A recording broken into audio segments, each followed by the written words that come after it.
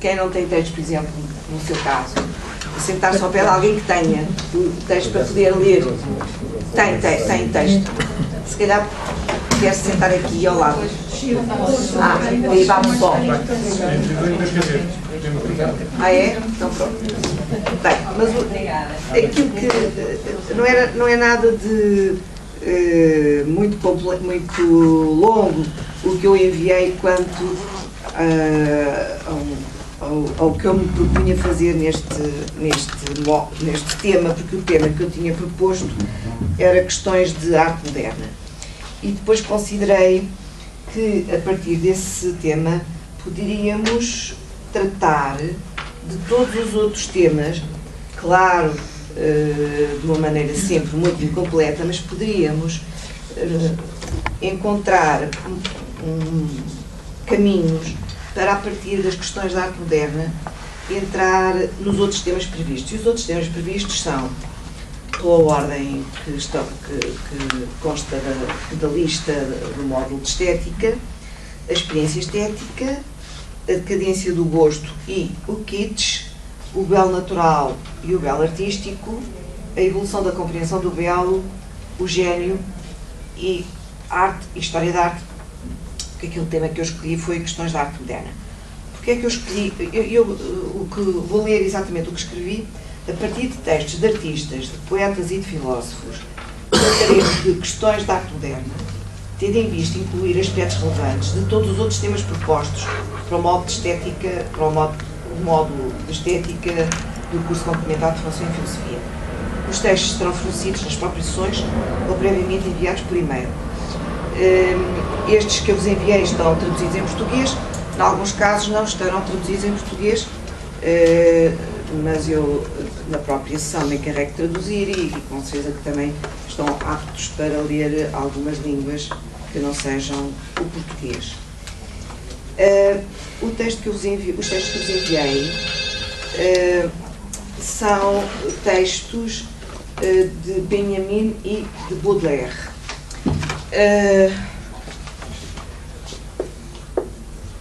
Walter Benjamin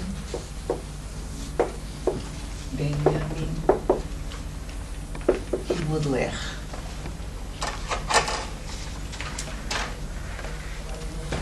Aqui está. E Baudelaire. O nome dele é desligar, por favor.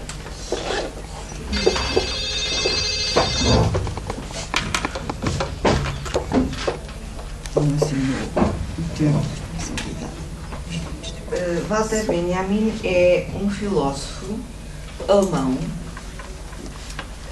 que nasceu nos finais do século XIX e morreu em 1940 por suicídio, de origem judaica. Este autor é um autor estimável de vários títulos e é um autor difícil, como quase todos os autores filósofos, mas ele é difícil de uma maneira particular, porque nós não podemos dizer que ele desenvolveu, como alguns autores do século XIX e anteriores, uma determinada doutrina sistemática. Os interesses de Walter Benjamin foram sempre orientados para a linguagem e para a compreensão da história. E, quer num caso, quer no outro, o que mais era objeto de interesse dele, portanto, quer no que se refere à linguagem, quer no que se refere à compreensão da história, eram as obras de alguns poetas e de alguns artistas, mas em particular de alguns poetas. E é nesse contexto que a relação com Baudelaire aparece. Baudelaire é um grande poeta francês, do século XIX francês, nasceu e morreu no século XIX, e é autor de uma obra poética excepcional, um dos conjuntos de poemas mais famosos chama-se Les Fleurs du Mal, as Flores do Mal.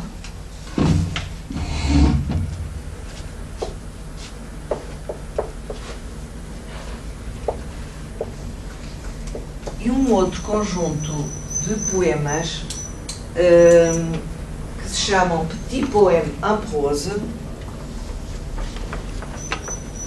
poeminhas em prosa, Petit Poème en prose, que tem outro título, também é conhecido com outro título, que é Le Zeppelin de Paris.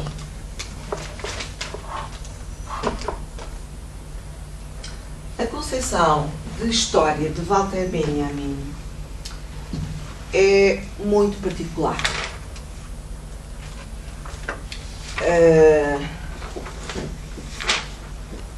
Aquilo que se considera, não é que se considera a última obra, mas há uma obra, o último texto verdadeiramente que ele escreveu chama-se Sobre o Conceito de História, traduzida à letra do alemão, Sobre o Conceito de História. Über den Begriff der Geschichte, sobre o conceito de história. Escreveu acabou de escrever em 1940. Mas há uma obra que, na verdade, não é uma obra dele, sendo que todas as palavras que estão escritas foram escritas por ele. E o que é que isto quer dizer? Não é uma obra dele, porque é composta, não foi publicada por ele, foi publicada postumamente. A obra chama-se O Livro das Passagens. Eu estou a dizer em português, não estou a dizer os títulos em alemão. O Livro das Passagens.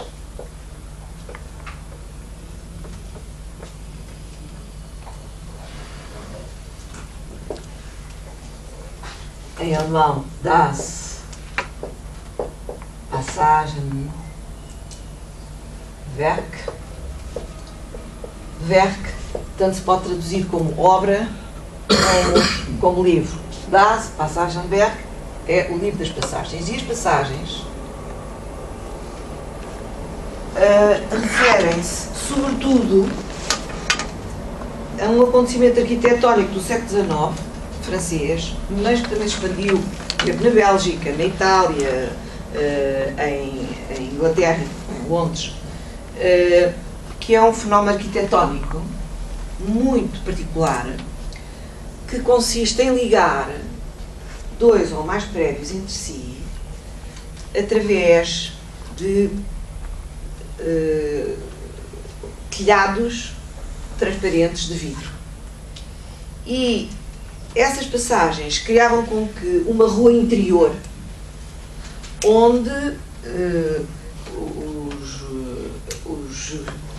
digamos, aquilo que seriam os passeios da rua, eram ladeados por lojas de todo o género e feitio. Paris foi a cidade, digamos, inventora desta estrutura arquitetónica, que introduziu umas relações muito particulares entre interior e exterior da rua. Era ao mesmo tempo interior e exterior a passagem, e também com a passagem, não só a relação entre interior e exterior ficou problemática, como também o modo como se andava nessa passagem, os modos como os visitantes das passagens, os clientes, os passeantes andavam nessas passagens, era diferente do modo como andavam na rua. Era muitíssimo mais lento e muitíssimo mais próximo. Não havia transportes. Portanto, eram ruas onde só ruas internas, onde só seres humanos e alguns animais. Conta-se, o próprio Walter Benjamin conta isso num dos fragmentos, que havia pessoas que traziam tartarugas à trela como se fossem cães e eram cheias de espelhos, cheias de reflexos, eram lugares onde todos se refletiam uns nos outros. Havia uma multiplicação de pontos de vista e de reflexões. Esse movimento da tartaruga, o movimento lento da tartaruga, e essa domesticação da tartaruga, não expandida sem reino em roque, é um caso que ele conta, mas é um caso emblemático, é um caso simbólico, que dá conta da excentricidade que engendrava essa falsa rua, ou essa perturbação da relação entre interior e exterior, e da lentidão. Era uma apresentação da lentidão com que se caminhava por dentro das passagens. O livro das passagens é constituído por um conjunto de apontamentos de Walter Benjamin, notas de leitura. A maior parte do texto é constituído por notas de leitura sobre a cidade de Paris, sobre as passagens, sobre moda, sobre o flaneur, sobre a prostituta, sobre o jogo, sobre a fotografia. E a parte mais longa é dedicada a Baudelaire. Constitui 1/3, mais ou menos, da obra. Eu não enumerei todos, ainda faltam alguns, mas há um que tem um título diferente de todos os outros. Estas secções estão identificadas com letras do alfabeto. E a letra que é dedicada a Baudelaire é a letra J. E há uma letra que tem um título diferente de todas as outras, que é a letra N. A letra do Benjamin é a letra J, a letra da fotografia é a letra Y, por exemplo, são algumas que eu me lembro bem de cor. A letra N é um conjunto de apontamentos de Benjamin em que o equilíbrio entre a citação e a reflexão própria não é equivalente à das outras letras. Há muito mais apontamentos de reflexão própria de Benjamin nessa letra E, que é, podemos dizer, a letra em que as condições de compreensão do que é a história para Benjamin estão apresentadas. É uma parte chamada epistemológico-crítica. É a parte conceptual que diz respeito ao modo de entender a história em Benjamin. Esse modo de entender a história foi sendo lentamente concebido por Benjamin desde a juventude. Estes apontamentos começam cedo, mas são dos anos 30, mas ele desde muito novinho que se preocupa com a compreensão da história. E como eu há pouco disse, a compreensão da história dele é muito pouco comum, ainda que alguns autores mais ou menos contemporâneos dele também a tivessem. Por exemplo, há um historiador de arte de origem alemã e também de origem judaica. Ele nasceu em Berlim e este nasceu no norte da Alemanha, naquela cidade muito importante do norte da Alemanha, culturalmente falando, que está perto do mar. Hamburgo, exatamente. Este autor que eu vou falar nasceu em Hamburgo. E aquilo que ele fundou, o Instituto Warburg, passou para Londres, por causa dos problemas com os nazis, e chama-se Warburg Institute. Mas, porque os ingleses leem o A, o W como um U, e os alemães leem como um V para nós, à portuguesa. Warburg. Que é, por assim dizer, o pai de uma certa concepção de história da arte que não existia antes dele. Que é uma concepção de história da arte que tende a ver a simultaneidade em vez de ver a sucessão. Isso é o que acontece com Walter Benjamin. Mas aquilo que eu procurarei mostrar é que quando os artistas se preocupam com a história e os poetas se preocupam com a história, é raro que o ponto de vista seja cronológico e sucessivo. O ponto de vista é sempre o da simultaneidade. O que é que isto quer dizer? A simultaneidade parece uma determinação do espaço e não do tempo. As nossas imagens do tempo estão todas ligadas à sucessividade. Baudelaire foi talvez um dos poetas em que mais se sentiu o horror da sucessividade temporal. Isto é, um segundo devora o próximo segundo, e o próximo segundo devora o próximo segundo, até não haver segundos para devorar.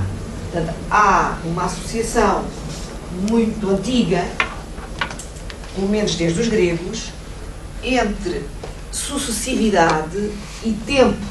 Isto é, a sucessividade aparece como um modo do tempo nos aparecer, ou uma forma de temporalidade. Se lembrarem do deus Cronos, o deus Cronos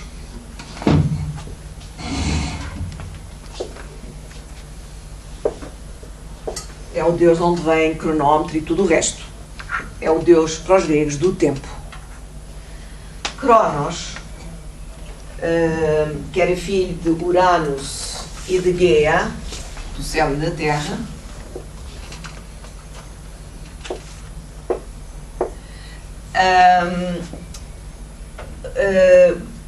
Gaia engendrou Cronos, e Cronos exerceu sobre o pai e a mãe, Uranus e Gaia, estavam permanentemente unidos. E Cronos tomou uma decisão brutal e com consequências para a vida inteira. Assim os gregos imaginaram e bem. Separou Uranus de Gaia, e a imagem dessa separação dá-se pela mutilação do pai. Portanto, os órgãos sexuais do pai são cortados e assim o céu se separa da terra. Cronos, por sua vez, casou com Gaia, ou com uma versão de Gaia. Nos mitos antigos, os personagens mitológicos às vezes são os mesmos e mudam de nome, às vezes são diferentes e têm o mesmo nome. Acontece constantemente essa duplicidade. E Cronos tinha uma particularidade: devorava todos os seus filhos. A imagem do tempo a devorar os seus filhos é tão antiga como a grega, como os gregos arcaicos, os gregos do nono século, do oitavo e do sétimo melhor antes de Cristo. E é essa imagem que Baudelaire tem do tempo. É o inimigo, o nosso inimigo, o inimigo supremo, que nos devora, que devora o tempo. Como então, há um poema chamado L'Ennemi. O inimigo é aquele que devora os seus filhos, que somos nós. Houve um certo momento em que a mãe, a mulher dele, ficou cansada de que todos os seus filhos fossem devorados, engolidos pelo pai, e resolveu inventar um estratagema e deu à luz uma criança, escondeu-a e deu ao pai para ele devorar uma pedra que envolveu em faixas e roupas infantis. Cronos engoliu uma pedra pensando que estava a engolir o seu filho. Esse filho chama-se Zeus, que, como sabem, é considerado pelos gregos como o pai dos deuses e dos homens. Porquê é que ele é considerado o pai dos deuses e dos homens? Seguramente porque conseguiu prender o tempo. Ele prendeu o pai, ele atou o pai,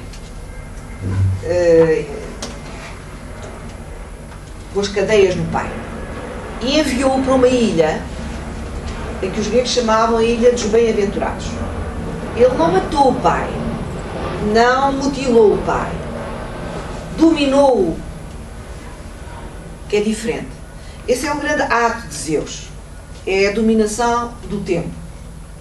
E isso falo ser o rei e o pai de todos os deuses e dos homens. Esta é uma imagem, então, que perdura. Nós podemos dizer que é impossível que ela não perdure, porque uma das visões que nós temos do tempo é a de sermos engolidos por ele. Uma das visões que temos do tempo. Não há uma visão da nossa vontade, Não é por vontade que nós temos essa visão, essa imagem. É por força da nossa própria vida, é uma segregação da nossa vida, essa imagem. Não é uma imagem que nós inventamos. Os homens não inventaram a imagem do tempo a devorar. Apesar de os homens terem inventado o nome Cronos, o nome Zeus, os homens gregos, e terem inventado a história dele comer os seus filhos, etc. Mas essa invenção da história dele comer os seus filhos é já consequência de uma visão do tempo. O tempo é devorador, o tempo devora-nos, o tempo engole-nos. Saturno é outra versão de Cronos, como sabem, se forem ao Museu do Prado, tem duas versões de Saturno devorando os seus filhos, uma bem mais terrível do que a outra, uma de Rubens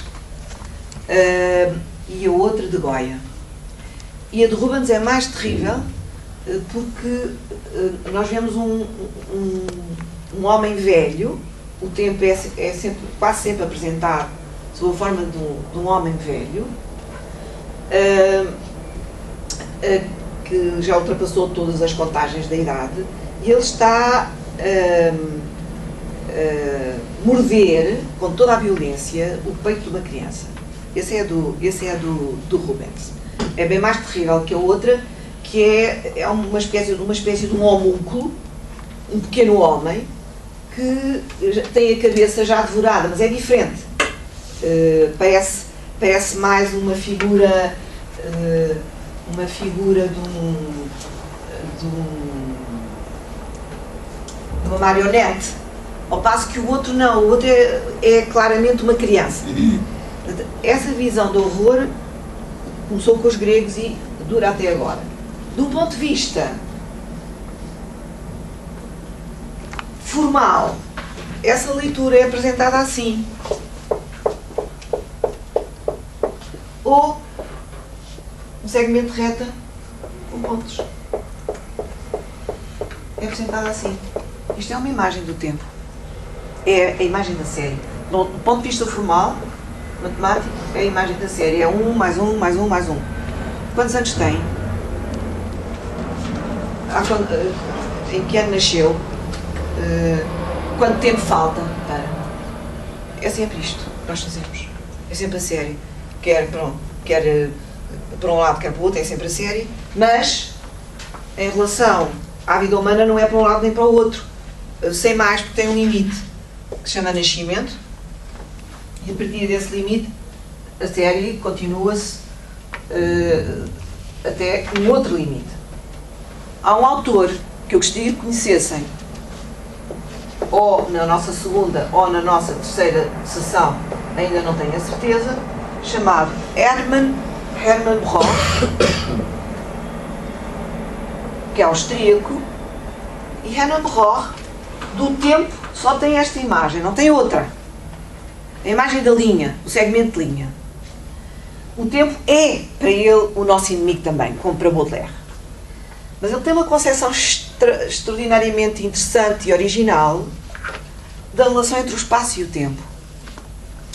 Pois, eu só vou indicar brevemente isto sobre Hermann Broch, depois vamos voltar a Benjamin, por causa dos textos que vos dei. Ele concebeu uma relação muito particular entre espaço e tempo, considerando que o tempo, isto é uma maneira extremamente tradicional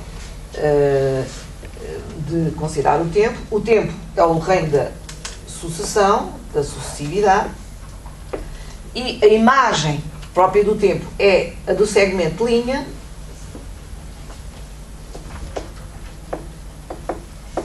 e o espaço, a determinação principal do espaço é a simultaneidade, portanto, sucessão, sucessividade, é a do simultâneo, simultaneidade,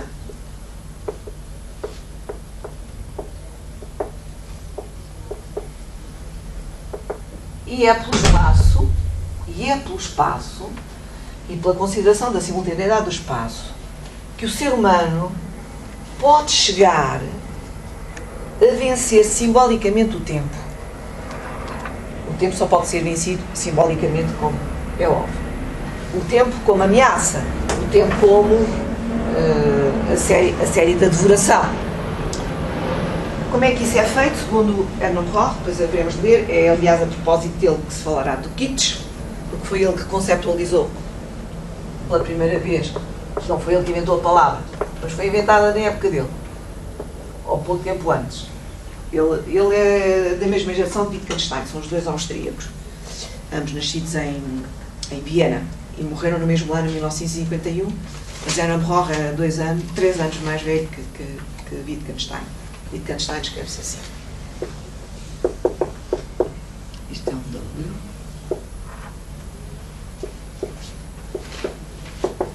Wittgenstein. Tinha uma letra às vezes que não é compreensível. Vou ver se desenho isto melhor.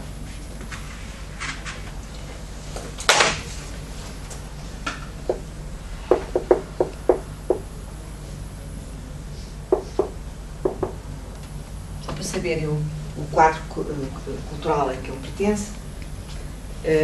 Não sei se já ouviram falar do Hugo von Hofmannsthal, também eles pertencem também ao quadro do Hugo von Hofmannsthal, se bem que esse fosse mais velho do que eles, morreu em 29, mas Hermann Roth considerou que só pelo espaço nós podíamos vencer simbolicamente o tempo.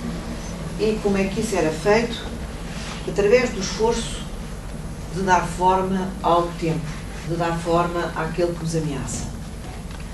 E esse dar forma era para ele o ato ético por excelência. Dar forma ao tempo, por exemplo, fazendo pão para comer. Por exemplo, instituindo um ritual de morte. Por exemplo, inventando o axioma da matemática, um conceito de filosofia, escrevendo um poema, compondo uma música. Para ele, isso são tudo formas de vencer o tempo sob forma de espaço. Para ele, tudo isso é espaço. Tudo isso é expressão da simultaneidade. E o grande modelo da simultaneidade que permite compreender o espaço é o da comunidade humana. A possibilidade de uma comunidade humana. É essa possibilidade que dá a visão do espaço enquanto simultaneidade. O kitsch aparece para ele no domínio da arte. É um conceito aplicável ao domínio da arte. Depois houve um crítico americano que muito tratou disso, do kitsch.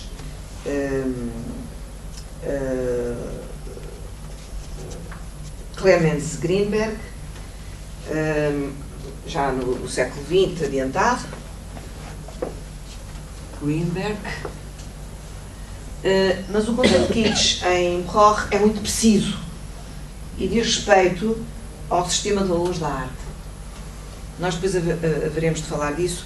Eu tenho uma cópia muito sublinhada, não há tradução portuguesa, ele escreveu em alemão este texto, quase todos. Há uns textos que ele escreveu em inglês, porque ele também era judeu e foi para a Inglaterra e depois para os Estados Unidos. E alguns textos sobre política ele escreveu em inglês, mas todos os outros escreveu em alemão. E este é de 33, este texto que se chama O Mal, é esse de que nós vamos falar, O Mal no Sistema de Valores da Arte. É desse texto que nós vamos falar. Muito provavelmente nós não vamos poder ler aqui na aula. Eu vou-vos dar a referência da tradução francesa, depois podem procurá-la, mas eu vou tentar fazer uma seleção de algumas passagens que depois traduzo aqui, que o texto está tão anotado que é muito difícil poderem segui-lo com fluência. Farei algumas traduções aqui, ditarei essas passagens que não são longas, e o que não for ditado dessa maneira será esclarecido por mim. Ainda não pensei bem se será já na próxima sessão, será na próxima. Mas era um momento importantíssimo para vermos a decadência do gosto e o kitsch em relação com as questões da arte moderna, porque na verdade Roth é um moderno. Nós também, para falarmos de moderno, vamos ler textos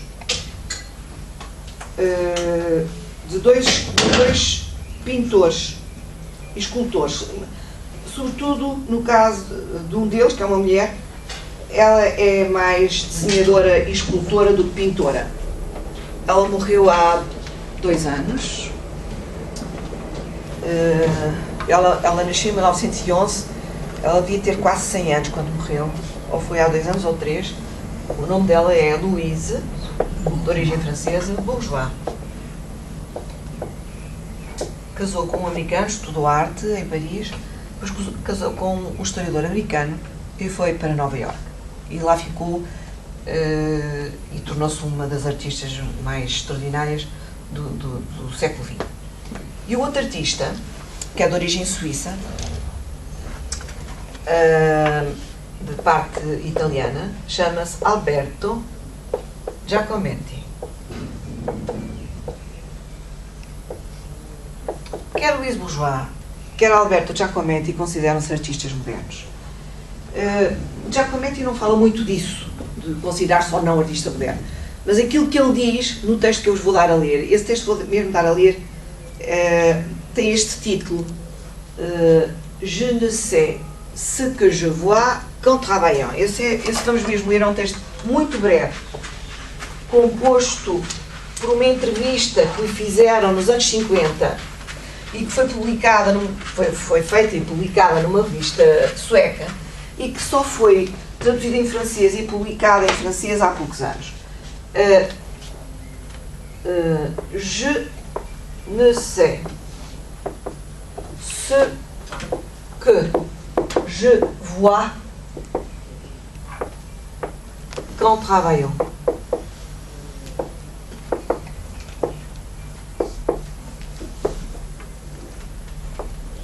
Traduzido, muito fácil, eu só sei o que vejo quando estou a trabalhar. E tem a ver com qualquer coisa que não vem bem aqui expresso em nenhum destes temas, mas que talvez aquele onde melhor se inscreva seja aquele que se chama arte e história da arte. Há uma profunda diferença entre arte e história da arte. Sobretudo quando a história da arte tende a ser uma disciplina cronológica, de sequência de artistas e correntes. Sobretudo nesse caso, a arte e a história da arte são como que inimigas. Mas se nós pensarmos no Aby Warburg, ou se pensarmos em historiadores que dependem dele, por exemplo, um muito conhecido que está vivo e que é muito importante, francês, chamado Georges Didier Bauman,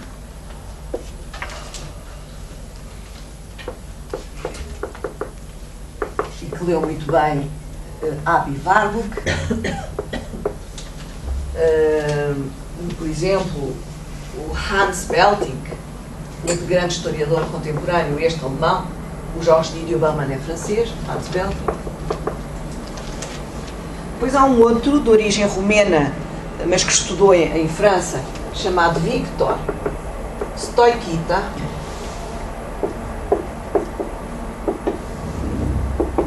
Esses historiadores, e outro de certeza que já ouviram falar, o Gombrich. O Gombrich estudou era também austríaco, estudou com o Aby Warburg e foi ele um dos responsáveis pela fundação em Londres do Warburg Institute, e foi ele que fez a primeira biografia do Warburg, o Gombrich, e que é considerado um dos grandes historiadores da arte do nosso tempo. Muito mais velho do que o Hans Belting, também já não é novo, mas muito mais velho, já morreu, do que Hans Belting do que o Georges Didier Bauman, que é um homem que tem assim, 50 e poucos anos. Então, que história da arte é que pode convir à arte? A história da arte que pode convir à arte é uma história que não é cronológica. É uma história, por assim dizer, figurativa. É uma história que procura o simultâneo e põe de lado o sucessivo. Há no segundo canto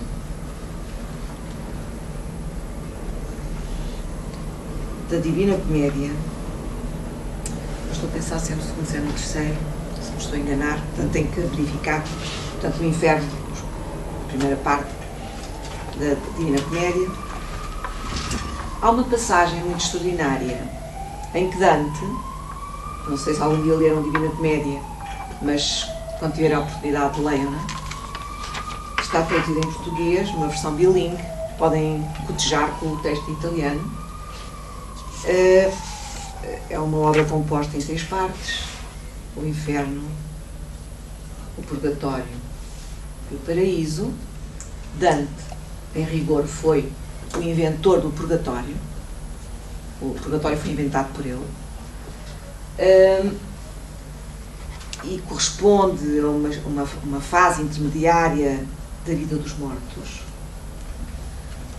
que tem correspondência com a vida dos vivos, claro, e que é preenchida por exercícios purgativos, purificativos, que conduzirão à viagem até ao paraíso. A Divina Comédia é uma longa viagem através da terra dos mortos. O único que está vivo é ele. E ele é conduzido nessa viagem por outro poeta, um poeta latino, chamado Virgílio. Virgílio é um poeta muito amado da cultura ocidental. Hoje em dia já não é lido como era lido no tempo de Dante, como é óbvio, nem no tempo, no princípio do século XX ainda se lia muito Virgílio. Por exemplo, um outro discípulo do Abivárvore que devem conhecer e que foi para os Estados Unidos, o Gombrich foi para a Inglaterra, mas este foi para os Estados Unidos, o Panofsky, já ouviram falar, do Erwin Panofsky. É um outro discípulo. Há muitas obras dele traduzidas em português, do Panofsky. Por exemplo, ensaios sobre iconologia, o Renascimento e Renascimentos.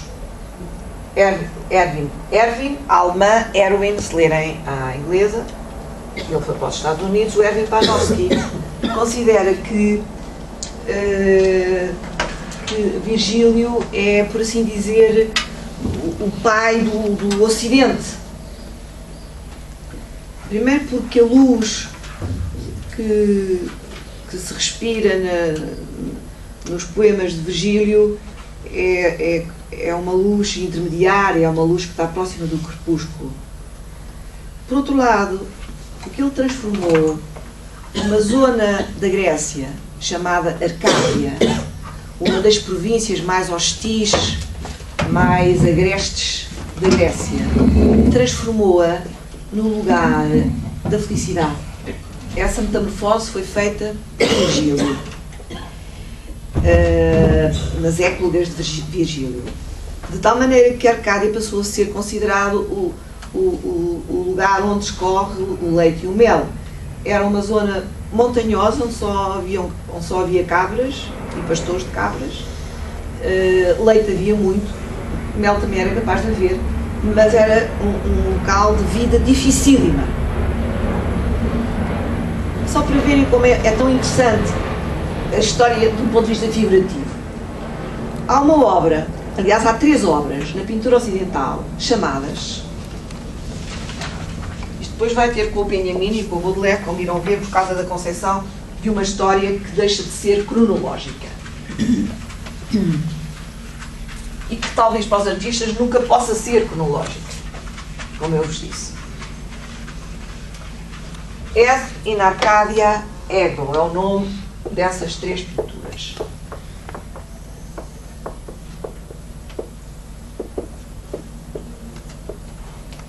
E a tradução correta de Ed in Arcadia Ego é aquela que atribui à morte.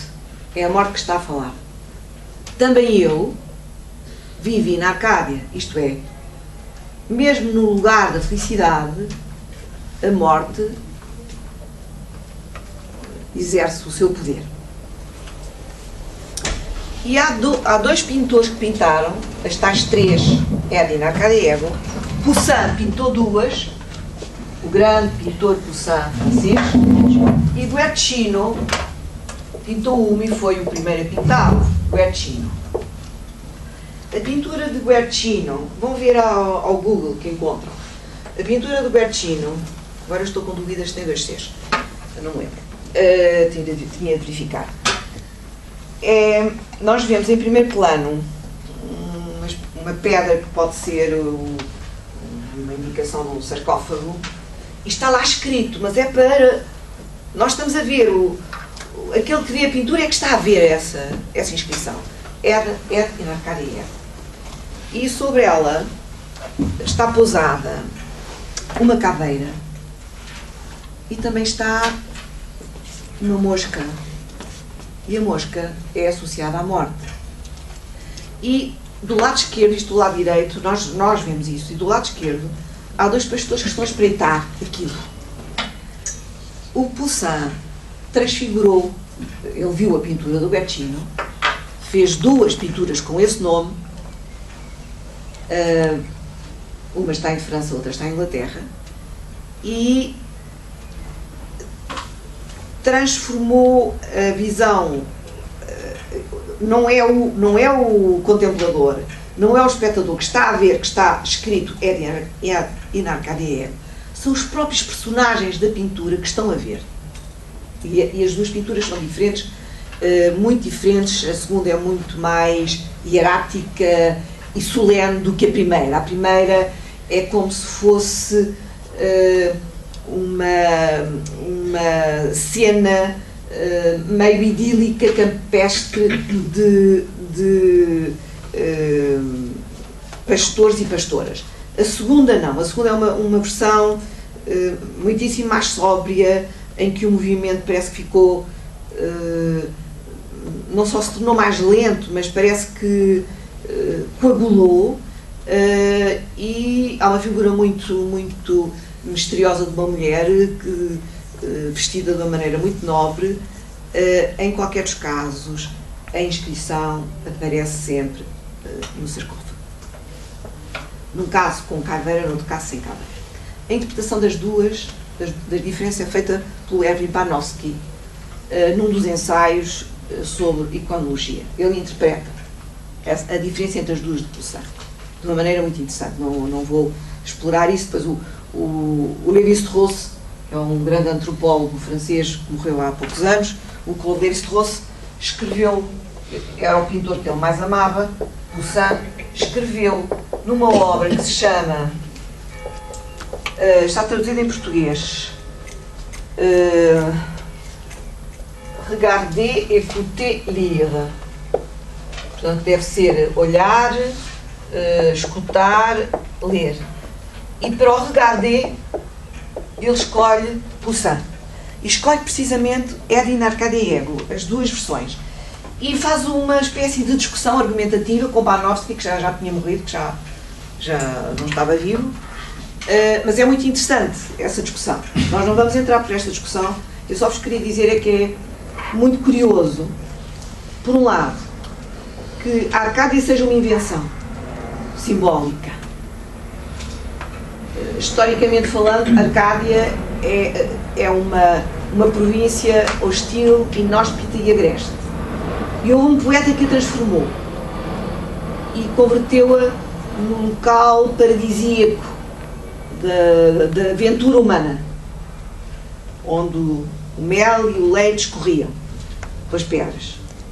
Esta visão foi assumida no Renascimento, porque parece que esta afirmação de Ed in Arcadia pertence a um humanista do Renascimento, pelo menos é o que o Panofsky descobriu, e com Poussin, primeiro com Guercino, acho que em 2 Cs, e com Poussin, é convertida em pintura.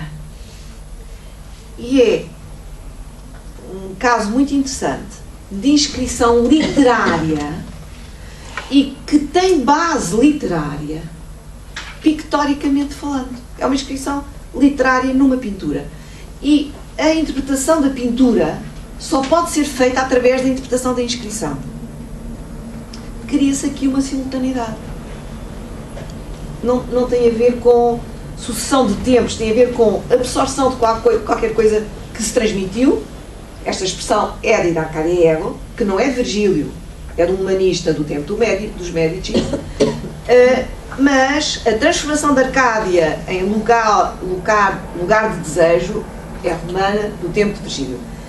E não é através da cronologia que nós chegamos lá, é através de uma constelação, é uma palavra que Benjamin utiliza muito, da constelação entre Virgílio, esse humanista de que eu não sei o nome, do tempo dos Médici, e os dois pintores, Guercino e Poussin.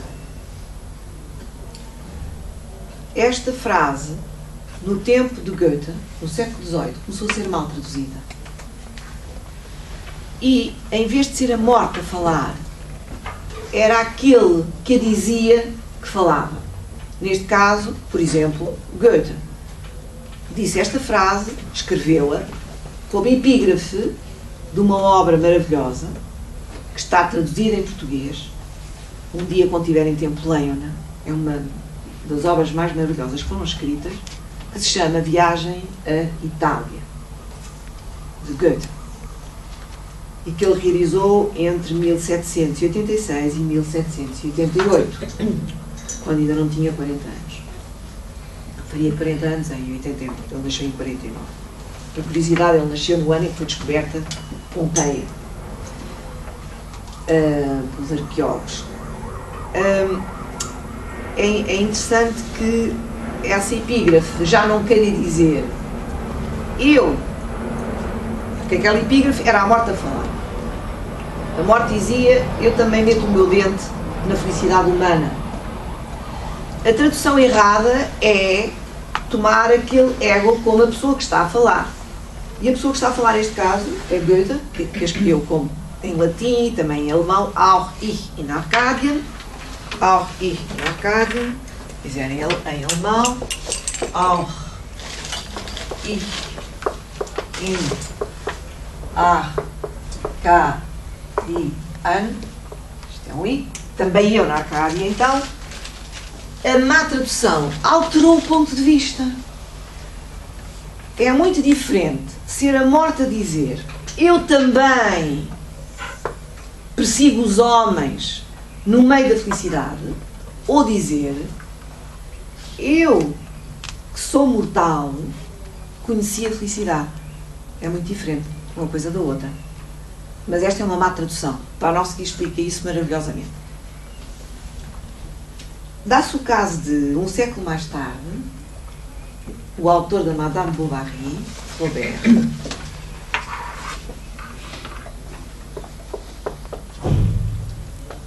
inventaram-se, sobretudo a partir do Renascimento, ruínas. Os homens já conhecem ruínas desde que há cidades, provocadas pelos males meteorológicos ou pela guerra. E no Renascimento inventaram-se muitas ruínas. Há muitas pinturas de ruínas inventadas, de templos antigos arruinados, de cidades inventadas que nunca existiram, onde a vegetação invadiu o território humano, onde não se vêem humanos senão em distância, isto é, esses humanos estão entre as ruínas, mas não pertencem àquelas ruínas. E no tempo de Flaubert também se faziam muitos parques com ruínas, com exemplos de coisas que vinham de outros mundos, do mundo africano, até antes disso, se fizeram no século XIX, havia muita coisa, do mundo da Índia, do mundo da América. E ele encontrou lá uma inscrição numa pedra que dizia Ed in Arcadia Ego. E escreve assim: eu encontrei Ed in Arcadia Ego. Não sei o que quer dizer. Eu não sabia. A tradição que tinha chegado até Poussin não chegou até Flaubert, que não era conhecido por ser um homem ignorante. Mas ele não conhecia essa constelação que ligava entre si numa simultaneidade Virgílio, o Renascimento italiano e o pós-Renascimento italiano e francês, como é o caso de Guercino e Poussin. Ele já não tinha essa constelação. Essa constelação tinha desaparecido. E o interesse por essas obras de Poussin reacendeu-se só no século XX, em particular com o Panofsky. É interessante pensar como a história, a verdadeira história humana, não é feita de nenhuma sequência, é feita de descontinuidades. Esta é a interpretação histórica de Aby Warburg e de Walter Benjamin. O que faz a nossa vida não é um mais um mais um mais um, mas lampejos disto e daquilo que um dia vêm ter connosco, porque a história não existe. A história é um conceito humano que pretende descrever uma atividade que se converteu em ciência e que corresponde a olhar para trás, quer seja individualmente, quer seja coletivamente. Mas, do ponto de vista da estabilização desse olhar em ciência, criaram-se uma série de regras que implicaram uma visão da história tendencialmente cronológica, onde havia um antecedente, isto é, aplicou-se o princípio da causalidade à história, desde sempre que se formalizou a história. Portanto, havia um antecedente e havia um consequente. Havia um antecedente até ao fim dos tempos. Mas na história figurativa não há antecedentes e consequentes. Há uma espécie de relação magnética que se cria entre certos acontecimentos e pessoas com outros acontecimentos e pessoas. Neste caso, este In Arcadia Ego, nós podemos considerar que é uma constelação que durou até certo tempo, até ao tempo de Goethe, mas Goethe já não sabia o que é que queria dizer, alterou a tradução. Ele conhecia sobretudo a obra do Guercino muito bem, viu-a em Itália, mas a do Poussin ele não fala dela. Ele sabia que havia essas pinturas, mas ele já, e a tese do Panofsky é que o responsável pela má tradução é a segunda versão de In Arcadia Ego